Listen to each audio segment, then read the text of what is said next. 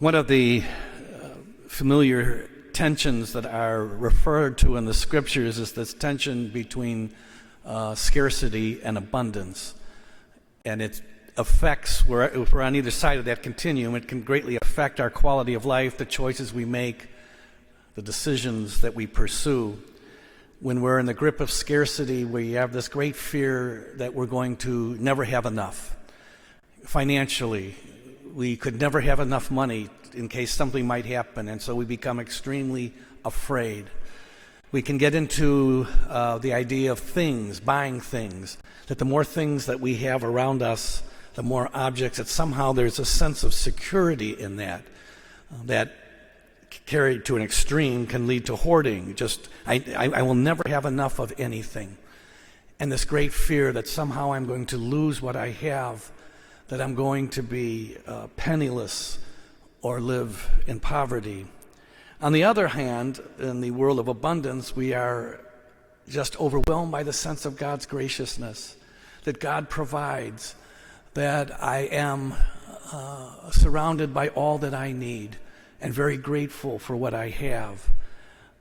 Ironically, in the world of abundance, we can come to the conclusion that the more I give away, the more I get back. The more generous I am, the more that generosity is returned to me.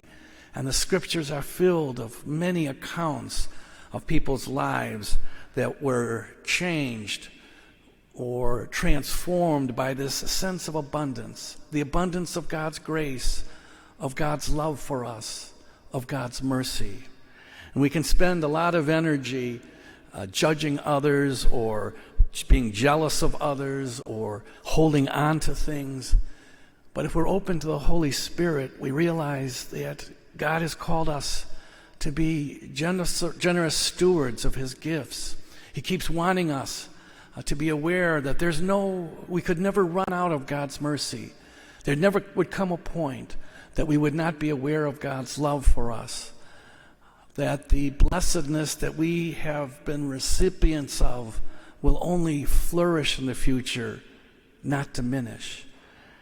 We have a great example of living in that generous spirit, reflecting on the life of St. Lawrence today, one of the very first deacons of the church.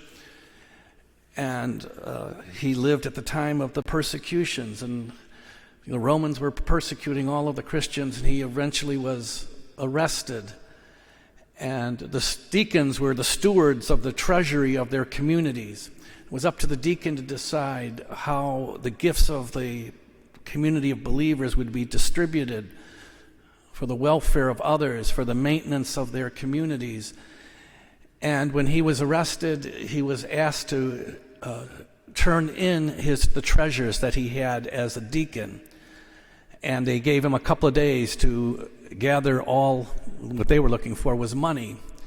And he stood before the Roman tribunal, and he brought with him poor people. And he said, "These are my treasures. This is the treasures of our community, are the poor." That did not persuade the Roman authorities, and he was eventually martyred.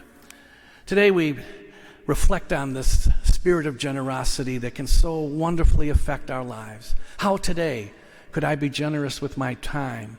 How could I be generous with the treasures that the Lord has entrusted to me? Do I need to be more generous in being merciful and patient and understanding? It's not just a financial reality.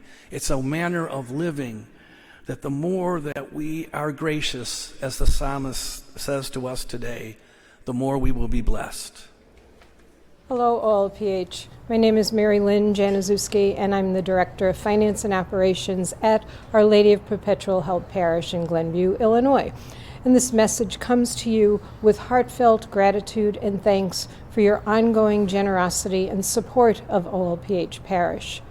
This overwhelming generosity allows us to continue to serve and to minister to the parish community in so many different ways.